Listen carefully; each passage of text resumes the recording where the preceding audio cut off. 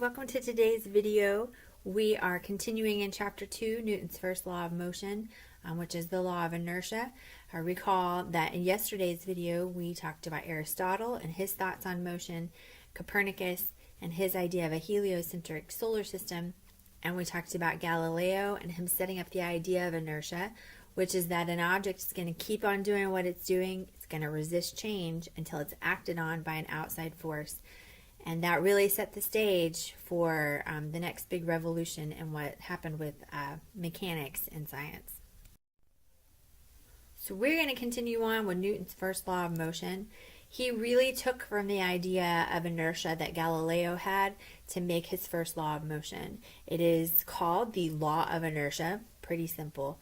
And this is what he said. He said that every object is going to continue in its state of rest or uniform motion in a straight line unless it is compelled to change that state by forces impressed upon it.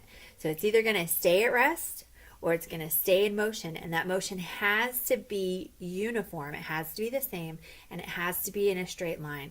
For a motion to curve or to change directions means a force was acted upon it. We'll talk about that when we get to chapter 8. But in order for you to change what this item wants to do continually, you have to have a force pressed upon it.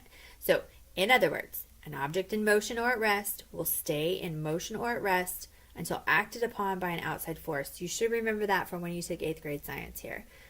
Same stuff. We're just going to learn a little more details about what those forces might be and how they are going to interact with the object. You need to know this. You need to know that it is the law of inertia and that an object in motion or at rest is going to stay in motion or at rest until it is told to change by a force that is outside of its system. All right, so a net force.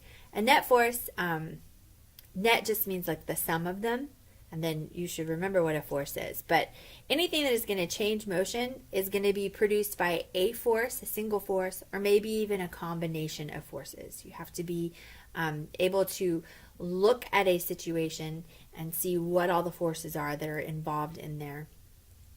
So what is a force? Very simply, a force is a push or a pull. Anything that is going to be against an object to make it change its motion. So there are several places that you can get forces. Mostly probably what you're thinking is muscular effort, but you can also get them from gravitational forces, the earth pulling down on us and everything in it. Electrical forces, magnetic forces. When we talk next semester about electromagnetism, we'll see that those two are really very related. And then, of course, muscular effort. This isn't even all of them. There are tons and tons of forces out there that we don't even think about that we will be covering in the next few chapters. So anytime you have more than one force acting on an object, we would call that a net force. All of them together, taking into account everything and coming up with where is the force coming from, where is the main force coming from. So we're going to look at that specifically. So net force, if you have two forces that are pulling in the same direction, they don't even have to be equal, but if you're pulling in the same direction, you're going to add those forces together. So let's say we have a big box and you are pulling on it and you're pulling on it with 5 newtons of force, and then I come along and I start pushing on it also with 5 newtons of force, or maybe less or maybe more. What we've done is we've increased the force on that box to push it and pull it in a certain direction. So our forces are going to combine to a net force that is bigger than either of ours together. If they are equal and pulling in the same direction, we would just say that the net force is twice as great. So if I'm pulling with 5 newtons and you're pulling with 5 newtons, we are pulling with twice as much force as we were if we were doing it singularly. Now, if they're going in the opposite direction, you're going to subtract those. So let's say we have a big box of candy and you're pulling it toward your desk and you're pulling with 5 newtons, and then I decide, no, I really want the candy, so I start pulling it toward my desk with about 5 newtons of force.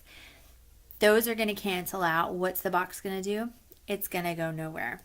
So we would say in that case the net force is 0. But if we're pulling on the box and you're pulling one direction and a big strong man comes and he's pulling it the other direction, he's probably going to apply more force than you are. Where's the box going to go? It's going to go toward him. Think of it as like a tug of war. So the team that has stronger people is going to apply a greater net force on their side, causing the rope to pull that direction and for them to win the tug of war.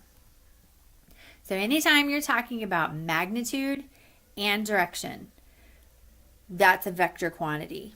So it's important how hard you're pulling, and it is important what direction you're pulling.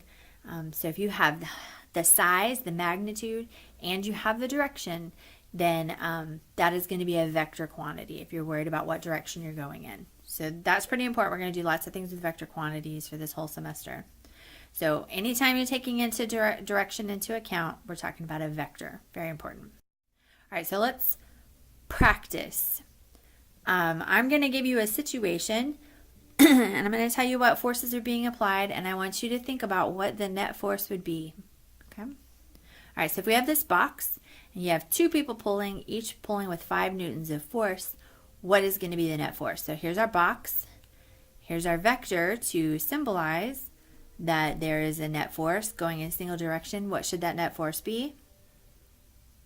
Hopefully you said 10 newtons. 10 newtons, so they're going the same direction, so we're going to add them together.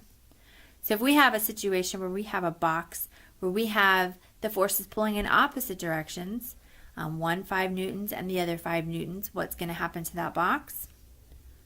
Hopefully you said 0 newtons, because they're going to cancel out. There's a net force of 0 on that one. If we have a box, we have 5 newtons going one way and 10 newtons going the other, what's our net force going to be? It's going to be a net force of 5 newtons, because the 10 minus the 5 is 5. Pretty simple. It's about as hard as we're going to get for right now, but hopefully you'll be able to do diagrams like this when you come to class tomorrow. All right, today, instead of doing a quiz, your assignment is going to be to look around, find somewhere where net force is occurring, take a picture of it, and then you're going to text it to me. And when you send me the text, make sure you tell me your name if I don't already have your number. If you don't have texting capability, you can email it to me. And if you don't have anything like that, you can draw a picture of something that you see and bring it to me when you come to class.